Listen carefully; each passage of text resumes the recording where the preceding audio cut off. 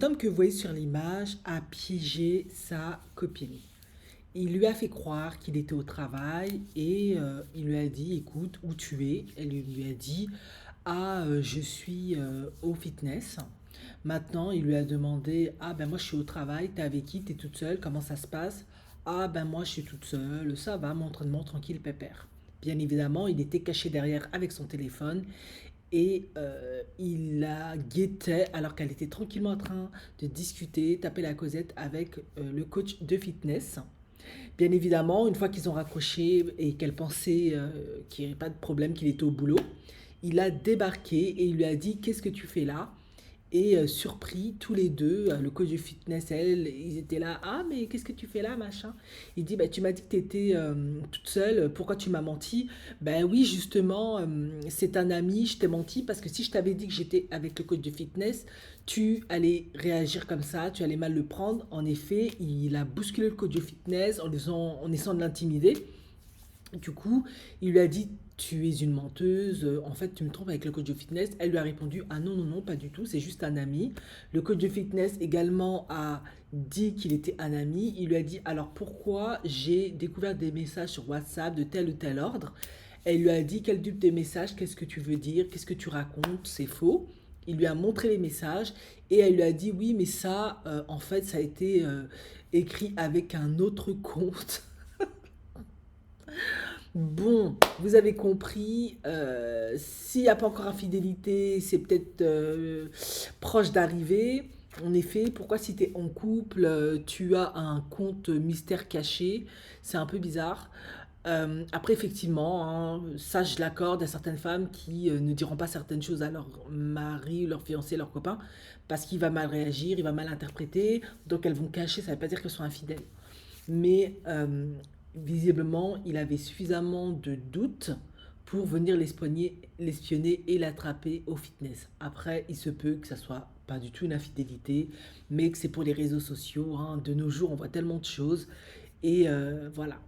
Bon, on va pas faire semblant. Les coachs de fitness, c'est vraiment, vraiment, vraiment, vraiment, vraiment le point extrêmement sensible pour les infidélités.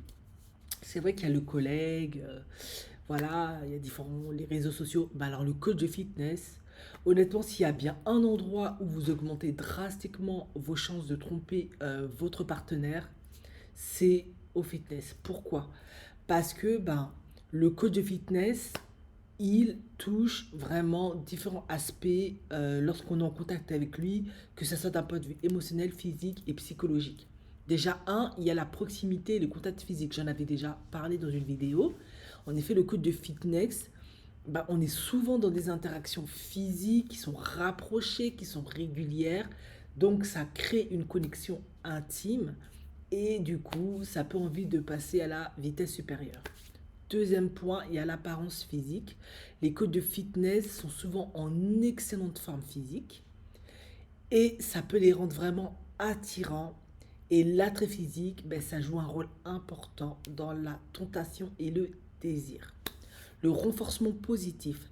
Les coachs de fitness, ben, ils encouragent, ils motivent ben, leurs clients, leurs clientes, hein, et ça booste tellement ton estime de soi que ça crée des sentiments positifs et une admiration ben, qui peut évoluer vers une attraction et ça peut te donner envie de faire des choses un peu plus coquines.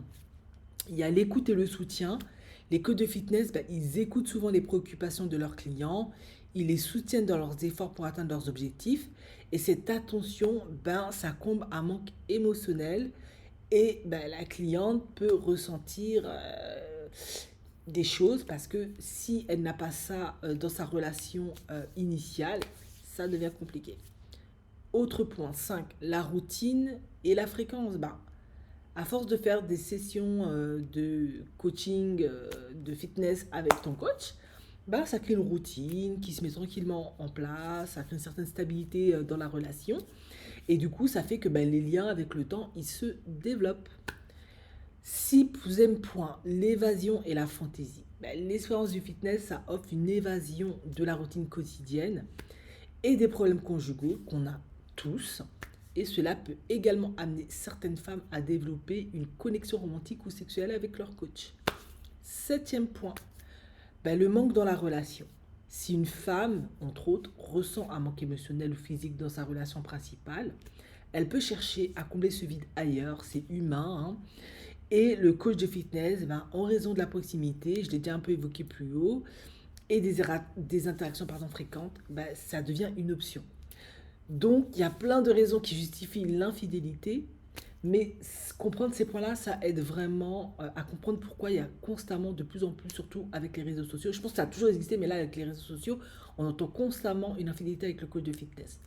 Ce qui signifie que si on veut vraiment pas être tenté, soit vous prenez une coach de fitness femme, soit vous faites un sport qui ne nécessite pas bah, un coach de fitness extrêmement sexy, attractif, qui vous écoute, qui vous donne de l'attention et qui vous pratiquez constamment du sport, qui est là pour vous, qui comble tous vos manques et qui vous donne envie de faire des choses coquines.